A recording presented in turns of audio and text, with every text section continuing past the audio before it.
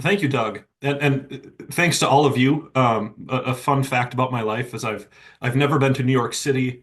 I haven't been around much of New York, but I've been to Syracuse and Krogan, New York twice, Uh-huh. both for Father Chris' site. So you're the only part of New York I've ever been to, and it's great to be back. I don't know if this counts, but Mhm. it's good to be there. I've also been told that I'm on a few screens kind of around the room.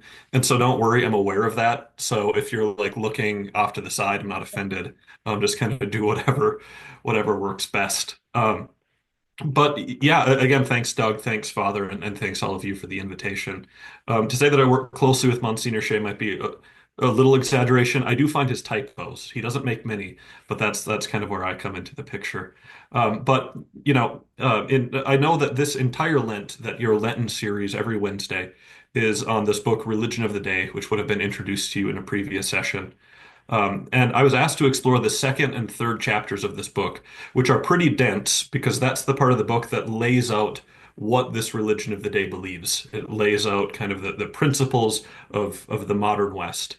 Now, because that's what these chapters are about, I'm not going to give you a lot of path forward. This might not be the most cheery of all talks. It won't be depressing. But future talks are going to kind of discover how do we engage with this religion of the day. And so I apologize, but it's the chapters that I was assigned. It's not that I'm a kind of pessimistic person.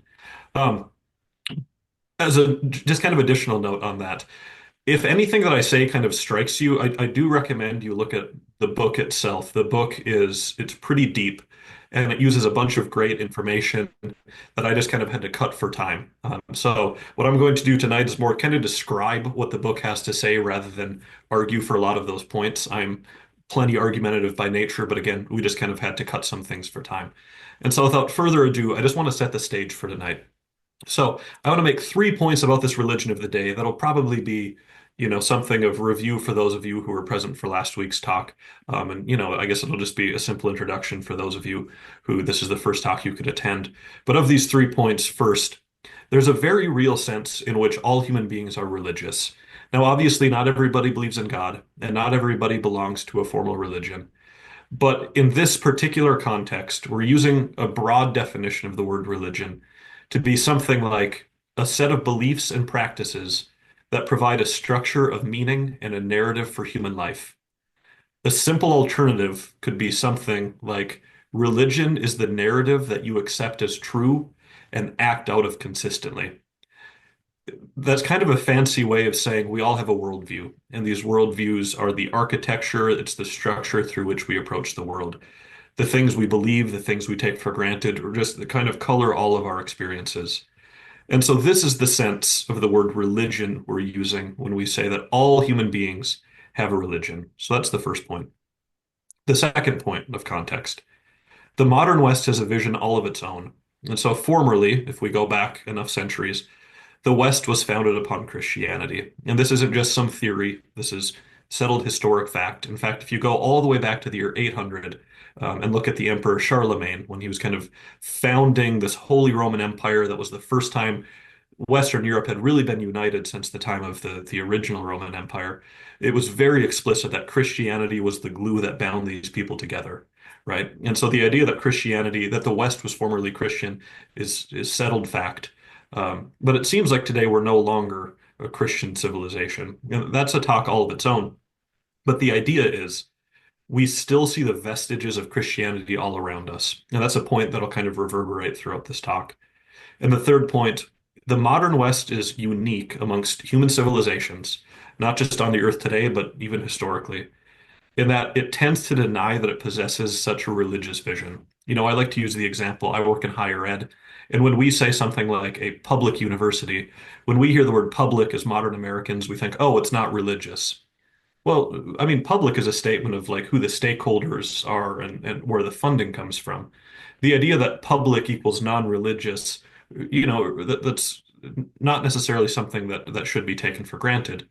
But the modern West, what tends to happen is that this worldview that the modern West has, it tends to assert that it doesn't exist. It tends to say, no, there's no dogmas. We're just committed to pure reason, to empirical science, and things that are self-evident.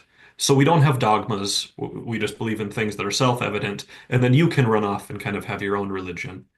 And this tends to give rise to a serious difficulty, I think, because listen, I'm Catholic, so there are dogmas that I accept, right? Like I accept that the Eucharist is everything that Jesus says it is in John 6.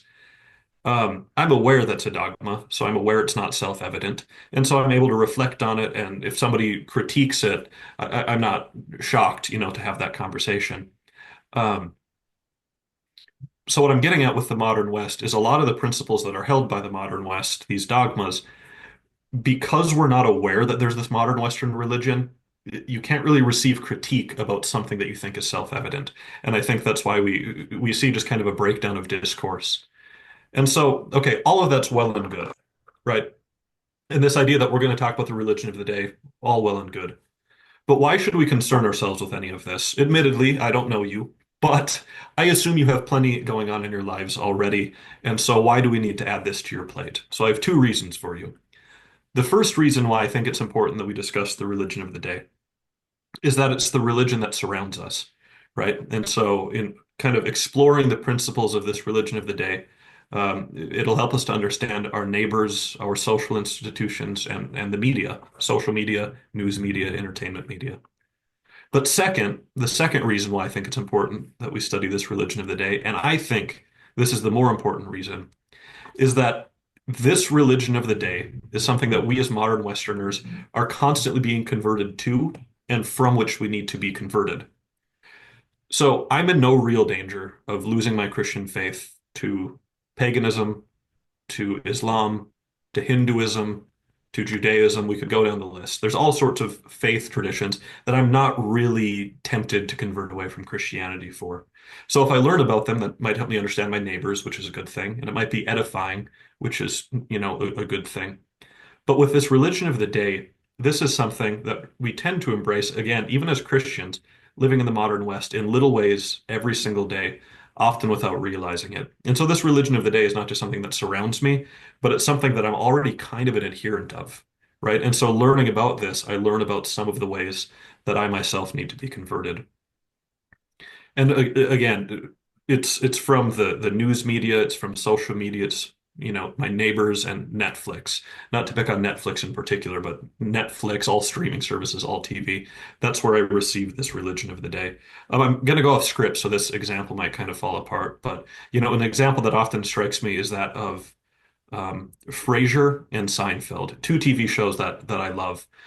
And there's just kind of a light humor to those TV shows. But one thing that you'll notice if you watch either of those shows is that kind of the B plot in every episode is that at least one of the main characters is attempting to sleep with a new person. Right? There's always a new woman that Frasier's trying to sleep with. And that's something that we just take for granted.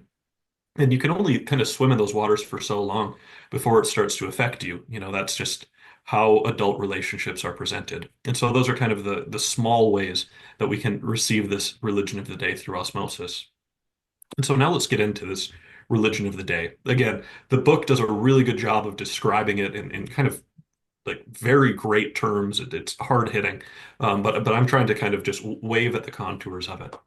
And so it's worth noting that, at least according to the book, that this religion of the day has its roots in Christianity. In fact, the book describes it as being a sort of heresy called Gnosticism, which starts with the letter G because it's a Greek word. Gnosticism, Gnosticism, because I see some of you taking notes. Gnosticism is essentially, it's a variety of heresy that's been present from the very beginning. If you go back to the very first days of the church, you will see that even the apostles themselves were having to deal with Gnosticism. Now, the interesting thing about Gnosticism is that it's not just like a single heresy. It's more like an overarching kind of heresy. And it seems to be the sort of thing that pops up whenever Christians go proud. That's the best description, better than any definition I've ever heard. It's the description that Gnosticism is the thing that pops up when Christians go proud. And because Christians are people, we tend to grow proud, right?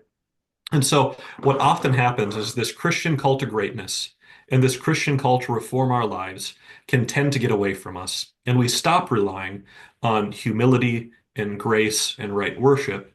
And we begin to focus on different power or knowledge or revolutions that we ourselves can use to bring apart about this better world. And so Gnosticism, it can be again described as this idea that when Christians kind of get away from our roots, we get away from this idea that we place our trust in Jesus and we say, okay, how do we make all of this come to be? That's when Gnosticism arises. And because of this, Gnosticism arises in all times and places. And what it looks like here may be very different than what it looks like there.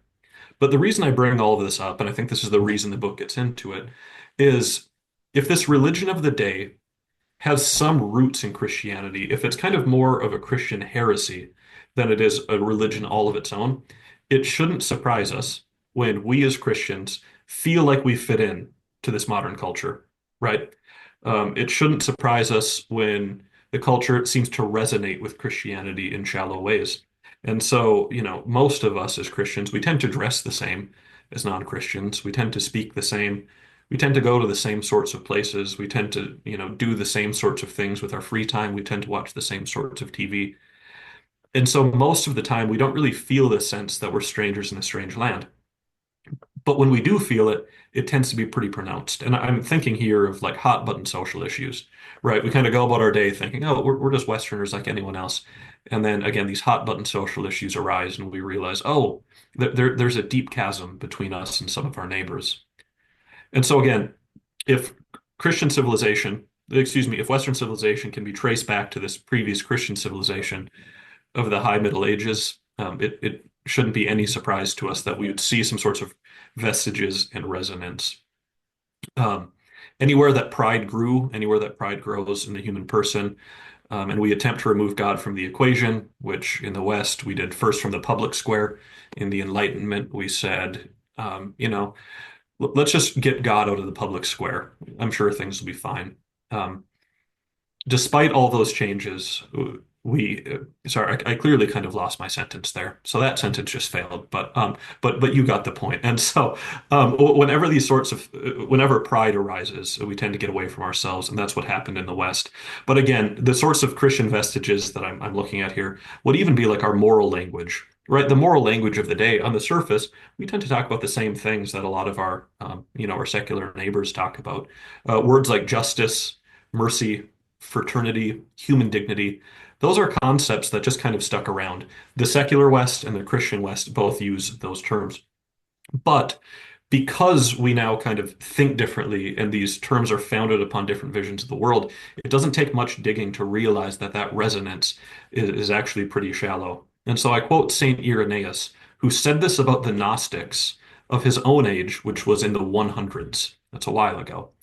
He said they talk like us, though they think very differently, right? There's this idea that Christian words in the West, just as in the early church, were picked up by a culture around them to very different effect, but it created the sense that there was a shallow resonance and a false sense of cultural security. And so as we dig into this religion of the day, again, there's all these principles, but I want to boil it down for you. Uh, my opinion is that the kind of fork in the road moment between kind of Christian belief and a lot of this religion of the day belief, that one principle where they go off in one direction and we go off in another, is they deny the doctrine of the fall. So yes, I'm like referring to original sin. So that the religion of the day denies the doctrine of the fall. They deny original sin, and because of that, they go off in a completely different direction. So let me explain that a little bit. So, as Christians, we believe that human nature has fallen.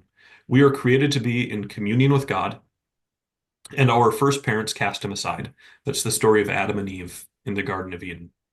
And the end result of Adam and Eve's action, attempting to cast God aside and kind of, define good and evil for themselves, was basically that they cast God aside. And humanity was separated from God in a way that we were never meant to be separated from God. And because we know that we are broken, because we know that we are separated from the source of life and we're not meant to be, and because we're kind of struck by this great wound from that act, when we see evil in the world around us as Christians, we're not surprised to learn that it boils up from within the human heart. So G.K. Chesterton famously summarized this just flawlessly. He was prodded into participating in an essay contest in England in his own time, and they invited all the great writers of the day. And the essay prompt that they had to respond to was, "What is wrong with the world today?" And G.K. Chesterton responded with a two-word response, and he won the contest. In response to the question, "What is wrong with the world today?" he said, "I am." Jesus himself is even a bit more blunt. In the Sermon on the Mount, so in particular, we're looking at Matthew 7, Jesus is speaking to his own disciples when he says, "If you then, who are evil, know how to give good gifts to your children, how much more will your Father who is in heaven give good things to those who ask him?" That's a really cutting, clear way of stating the matter. Jesus addresses his disciples by saying, "If you then, who are evil," he's speaking to his own disciples, he's speaking to us. So as Christians, we recognize that because of the fall, we're morally compromised from within. And that insight really allows us to get to the heart of evil in terms of understanding. And so the story of salvation and the incarnation and the sacramental life and the life of grace and our need for a savior and our need for new hearts all make sense within that context. And so what happens when we remove that? What happens when the religion of the day rejects the doctrine of the fall? The religion of the day recognizes that evil exists in the world, and it even tends to recognize that there's a certain alienation within the human person, right? I think those things are undeniable. If you look in the world, clearly evil exists, right? It'd be very hard to deny that. But especially as we look at like the kind of the modern mental health crisis, especially with young people, it's clear that there's this alienation, there's this brokenness in the human person. But here's where the difference is. Rather than identify the source of that evil with the individual human heart, rather than say, oh, the individual human is broken, the religion of the day places the source of evil somewhere out there. And I guess I look like I'm pointing at you, but I'm pointing out, right? Like somewhere out there, in generally in structures. So this religion of the day is going to say that the cause of evil is in structures. It's in something about the way that the world is ordered. Now, as we get into that, it's worth keeping in mind that the religion of the day isn't fatalistic. The religion of the day believes that the problem of evil that we see around us and that whatever these structures are, that this is all something that can be fixed. And it believes that an age of light and liberty and freedom and progress is truly something that we can achieve as humanity. So it's truly utopian, right? When we say utopian, we mean, like heaven on earth. So it's truly utopian. The great joke of it all is that the word utopia is actually Greek for no place, but I don't know that the utopians realize that. And so it's truly utopian. They're convinced, the religion of the day is convinced that they can get there. And so again, it's not shocking that a lot of the religion of the day is very activistic, right? Because they're very optimistic that they can bring these things about. So here's where the denial of the fall comes into focus. Here's where it starts to matter.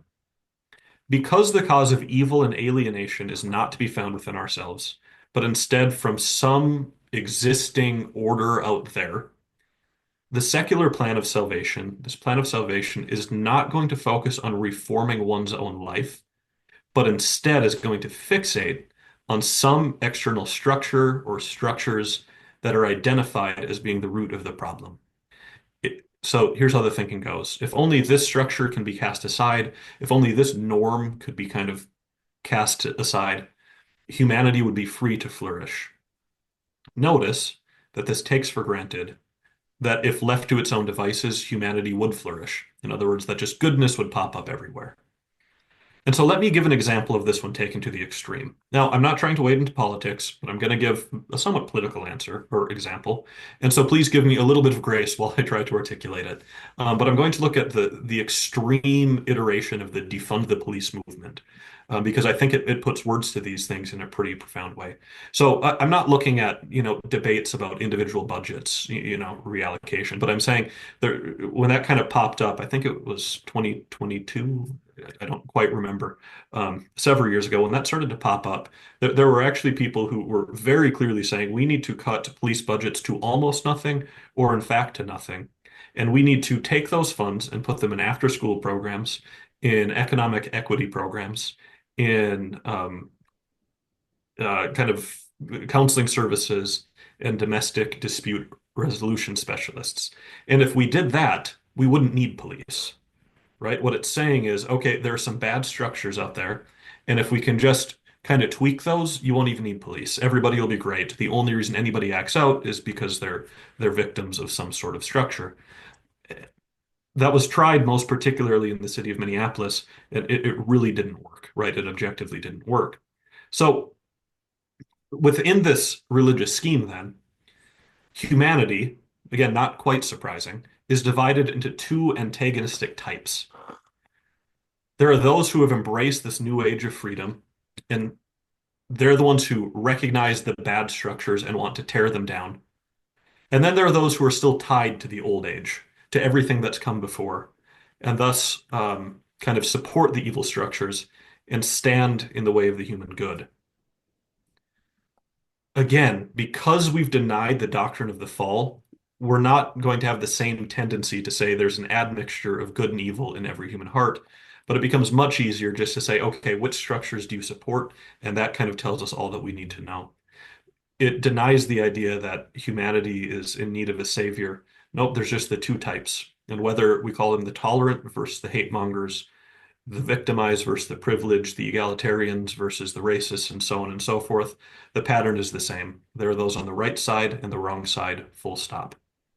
And in this thinking, because the enlightened revolutionaries are on the so-called right side of history, if they mess up, it's just because the program wasn't completely tried, right? We hear that with communism quite a bit.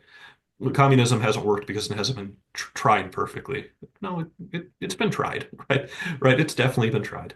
But those who stand against the enlightened, then, they're seen as the enemies of human flourishing because they're supporting these structures that are basically keeping evil in place. And so even their small mistakes are just proof that they're rotten to the core. And so that's the sort of kind of rhetoric that we hear popping up. So let me throw out a few more principles of this religion of the day. So this religion necessarily and tragically leads to hostility towards God.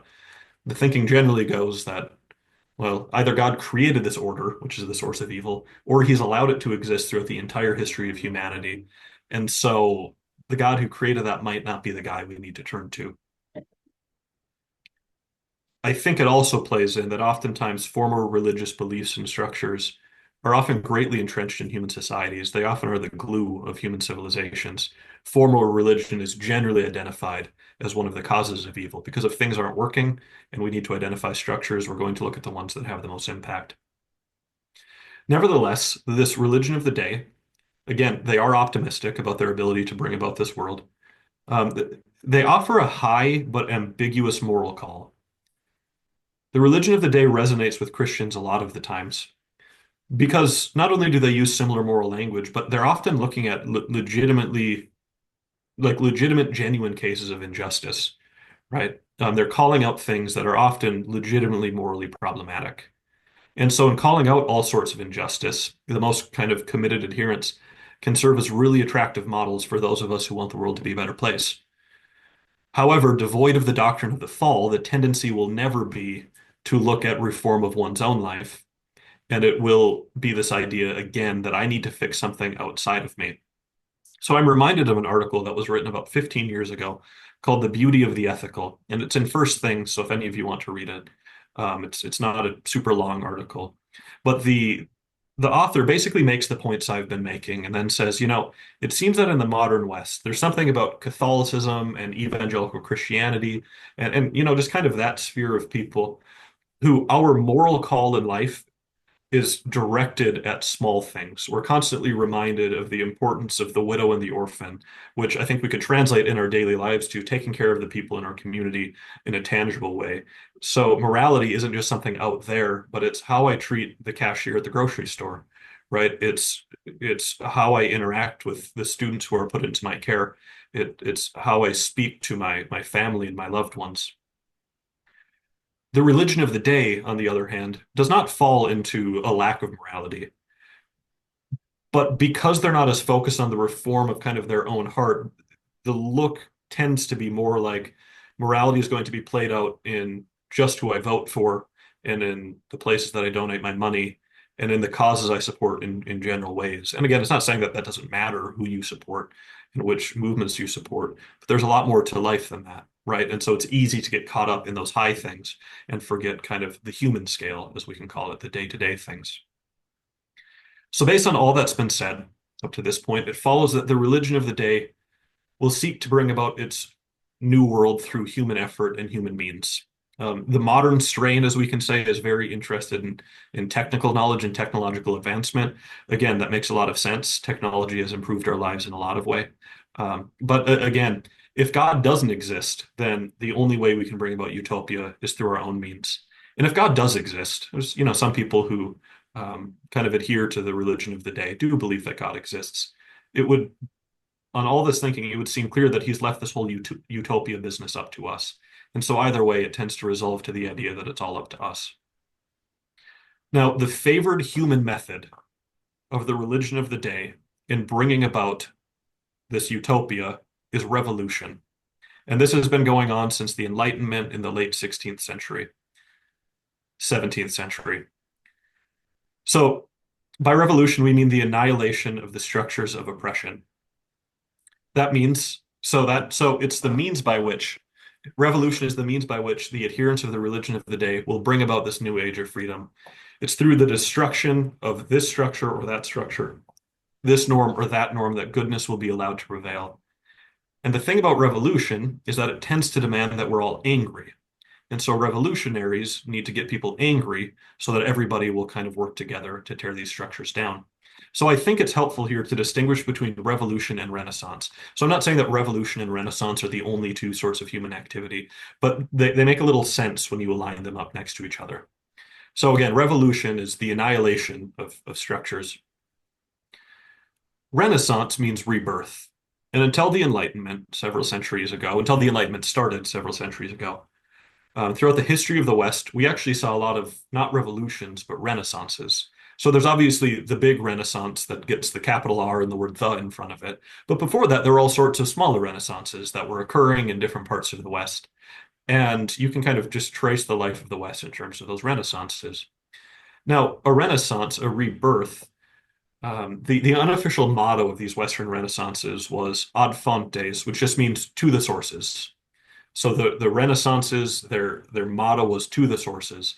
So they would say, okay, we're not trying to cast aside entire structures. We're not trying to cast aside the Western tradition as a revolution, but instead, we're trying to bring new birth within the tradition. And so we're going to go to the sources. So we're going to read Greek philosophy, Roman literature, scripture, and the church fathers. In other words, we're going to say, hey, it seems like we may have kind of gotten off track a little bit. So let's not just throw things apart. Let's go back and see, okay, what are the original words here? What were the Christians before us doing? And using them as a template to bring forth new life. I think we'll recognize this revolutionary impulse within our own modern political movement, right? And if there's something inside of you that wants to look at the other side and say, oh, this describes them perfectly, don't forget to do it to your side too, right? This is just, it's modern American political discourse. And in fact, I think this often influences, because we're children of our times, this often influences how even we as American Catholics tend to view the church, right? I'm not trying to say here that structures are never bad and never need to be removed. I'm not trying to say that there's never a time for a sort of revolution, but I do want to offer this question. As American Catholics, when we look at the ills around us, do we think that revolution is going to be a cure-all? In other words, do we just identify one or two social structures or maybe even individuals and say, if we got rid of them, everything would be great? Or do we take kind of a more Renaissance-esque approach and say, what has Christian life looked like over the centuries? When have Christians found themselves in a similar position? And what did they do? And how can we use that to bring new life? Because those are actually quite different impulses. So the text ends its exploration of the religion of the day, at least in these chapters, with what I think is a startling claim. It says, the progressive revolution always tends to fail because progressive belief is founded on a radical departure from reality. Paradoxically, the more completely a given revolution succeeds, the more complete will be its resulting failure. So let's break that apart. Because the religion of the day denies some core human truths, in particular because it denies the fall, it can never completely respond to the problem of evil because it doesn't recognize the true source of evil. And it can never lead to human flourishing because it can't grapple with kind of the main obstacle to human flourishing is our own brokenness. So it's too fundamentally flawed to lead to this flourishing civilization. It's too flawed in its vision of the human person to lead toward the sort of utopia that it wants to promise. And on top of that, because it's revolutionary and it tends to focus not on Renaissance, but just exclusively on revolution, the more successful it is at tearing things down, the more likely it is to tear things down that probably shouldn't have been torn down, right? And so the more successful it is in its revolutionary approach, the greater the chance that it's ripped at cultural and institutional fabric that we actually needed to function in a society. And so um, it's kind of the strange. I don't know if this is a catch-22. I think it's kind of a catch-22. That the more successful it is, the more ultimately chaotic will be its failure. And so when I was looking through and I was kind of thinking about this, it strikes me that something like Judaism has been around for 3,000 years, right? I mean, we could parse out the numbers, but let's go with 3,000 years. And for those 3,000 years, it served as the bedrock of a community of people across time and space. I believe the ancient Sumerians were similar. They existed for about 3,000 years, and they had a religion all of their own that was able to kind of function and hold things together. I'm not saying, I'm pretty sure they offered some human sacrifice. I'm not saying you should, get into Sumerian religion, but it was able to deal with enough human complexity that it could kind of stick around. Now let's look at the Soviet Union. It seemed really powerful, but it couldn't last a single human lifetime. Right. And so that's kind of this idea that these revolutions, because they need to feed on something and tear something apart, they can only last for so long. So to close, because I recognize on my timer that I'm going a little bit over time. Don't worry, I think Zoom will kick me out at a certain point. So I can only abuse your time for so long, but I do want to make two quick points. So the first one is everything I just said describes a general tendency that I think we can recognize in the world around us and within our own minds, but it's going to play out in different ways. And so there are going to be some people who kind of ascribe to this religion with much more of a focus on the hard sciences. And they're going to say, okay, we're the products of kind of random evolution. It's up to us to bring about this utopia. There's no such thing as human nature. We just need to use technology and, kind of sociology to figure out the structures we need to get rid of. And then we can maybe even use, technology to transcend the limits of human identity, and of human sickness and live forever, that sort of thing. You're going to have other people who are going to kind of take this in a more equity justice sort of way. And you're going to hear a lot of Christian sounding things in this. But they're going to say, okay, there's injustice across the world. And injustice, it seems like human beings belong to groups, which I don't really think the church would agree with, but human beings belong to stable groups. And so we can interpret history in terms of this group of people seeking to dominate that group of people. And when they succeed, they set up these structures. And so now we just need to kind of get that group of people to admit what they've done and get rid of those structures, right? And so you'll notice that there's a salvation story in all of this, that there's some, core Christian language about, the promise of a new heaven and a new earth, the idea that we need to work for the good. All those things are in there, but they've been kind of demented in their own ways. And so with all of that in mind, just looking ahead, don't worry, the next chapters of the book actually do kind of look ahead, but I kind of want to look ahead too because I don't want to leave sad. So, what are we as Christians supposed to do with this? And it strikes me that in the life of the church, uh, Gnosticism isn't new. And in fact, even the apostles themselves had to deal with Gnosticism, and so has everybody since then. It's gone under different names and it's gone under different titles and different expressions. Um, but us living as Christians surrounded by Gnosticism, that's just part of being a Christian at this point. And on top of that, there have been a lot of Christians who have lived in Christian cultures, but there have been plenty who haven't as well, right? Jesus isn't exactly blindsided by the current state of affairs, nor by our own flawed or limited attempts at responding to our moment. And so, this religion of the day, it can't last forever. It's not going to last forever. It will kind of come crumbling down at some point, maybe today, maybe tomorrow, maybe 100 years from now. We don't really know all of that, but what we do know is that Jesus isn't surprised by any of this.